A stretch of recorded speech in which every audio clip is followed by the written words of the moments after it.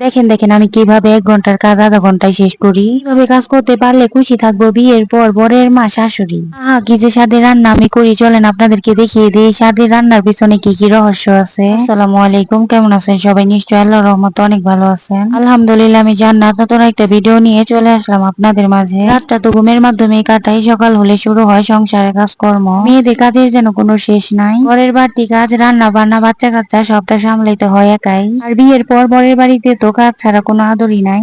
আপনি যত কাজ করতে পারবেন ততই আদরের থাকবেন। আলু দিয়ে বরবটি ভাজি করতেছি, আপনারা তো দেখতেই পাইতেছেন। কোনো ভাজি বেশি ভাজলে আমার কাছে মনে হয় একটু বেশি স্বাদ লাগে। ভাজি রান্না শেষ, এখন তেল ঢেলে দিলাম কারি কুকারের মধ্যে। আমার একদমই বিরক্ত লাগে ঘন্টার পর ঘন্টা বসে বসে রান্না করতে। রান্না শেষ করতে হইব একদম অল্প সময়ের মধ্যে। বুদ্ধি করে কাজ করলে রান্না শেষ হয়ে যায় অল্প সময়ের মধ্যে, স্বাদের দিক দিয়েও ঠিক থাকে। আমি রান্নার পাশাপাশি ঘরের অন্যান্য কাজগুলো করছি।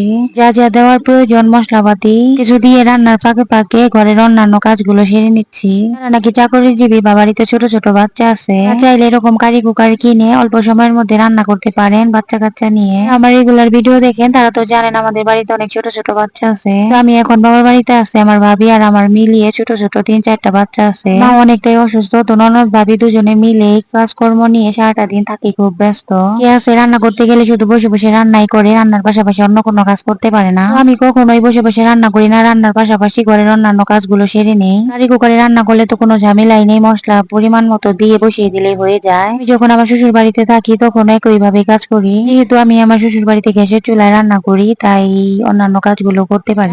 ঠেলাঠেলির তো কোনো ঝামেলা নাই। যেহেতু পাইতেছেন আমি গরুর কলিজা একদম ভালোভাবে সিদ্ধ করে এরপর ঝরিয়ে নিয়েছিলাম। মশলা ভালোভাবে কষিয়ে সিদ্ধ করা কলিজা দিয়ে দিলাম। এদিক দিয়ে যে দেখেন এত ব্যস্ততার মাঝেও ভাবি আর আমি কতগুলো আচার বানাইছি। এরা দেশে চুলো বাদে দৌড়ায় দৌড়ায় ঘরে বাইরে আজকে 2 জায়গায় রান্না করতেছে। আপনারা হয়তো বা অনেকেই বলতে পারেন আমরা তো মাটির চুলায় রান্না করি, মাটির চুলায় রান্না করলে ঘরের অন্যান্য কাজ তো করা যায় না। শুনেন 2 চুলা বানাই নিবেন একসাথে, 2 চুলায় রান্না করলে রান্না হয়ে যাবে অল্প সময়ের মধ্যে। আর যারা 1 চুলায় রান্না করেন তারা চাইলে আমাদের মতো এই যে এরকম চলার লাকড়ি দিয়ে রান্না করবেন, তাহলে আর কোনো ঝামেলাই নেই, গ্যাসের চুলার মতো রান্না করতে পারবেন। যারা রান্না বান্না নিয়ে অনেকটাই ঝামেলার মধ্যে আছেন তারা চাইলে খুব বেশি দাম না একটা কারি কুকার কিনে নিতে পারেন। ঘরে কারি কুকারের মধ্যে রান্না করছি আর বাইরে যে মাটির চুলায় গরুর হাড্ডি দিয়ে নেহারি রান্না বসিয়ে দিয়েছি। কলিজা বেশ কিছুটা সময় হাতে নিয়ে ভালোভাবে কষিয়ে নিয়েছি।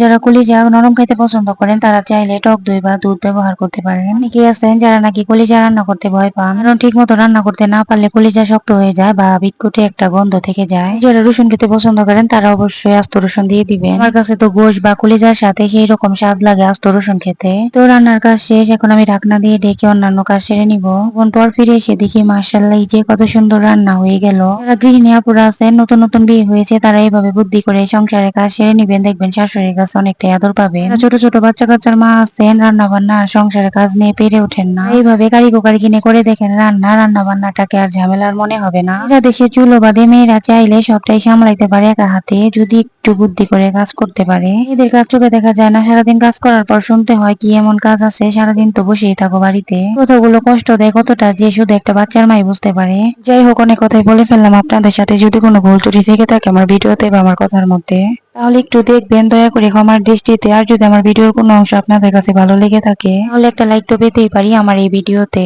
তো আপনাদের মূল্যবান মতামতটি কমেন্ট করে জানাতে ভুলবেন না ভিডিওর কমেন্টে। যারা প্রথম আমার ভিডিওটা দেখতেছেন আমার চ্যানেলে নতুন আছেন তারা প্লিজ প্লিজ প্লিজ একটা সাবস্ক্রাইব করে অল নোটিফিকেশন অন করে রাখবেন, তাহলে আমি নিত্য নতুন ভিডিও আপলোড করার সাথে সাথে আপনার নোটিফিকেশন পেয়ে যাবেন। আর যারা ফেসবুক থেকে দেখতেছেন তারাও একটা ফলো দিয়ে দিবেন। পরবর্তী ভিডিও দেখার আমন্ত্রণ জানিয়ে আজকের মতো বিদায় নিচ্ছি। সবাই ভালো থাকবেন, সুস্থ থাকবেন। ধন্যবাদ সবাইকে পুরো ভিডিওর সাথে থাকার জন্য। আল্লাহ হাফেজ।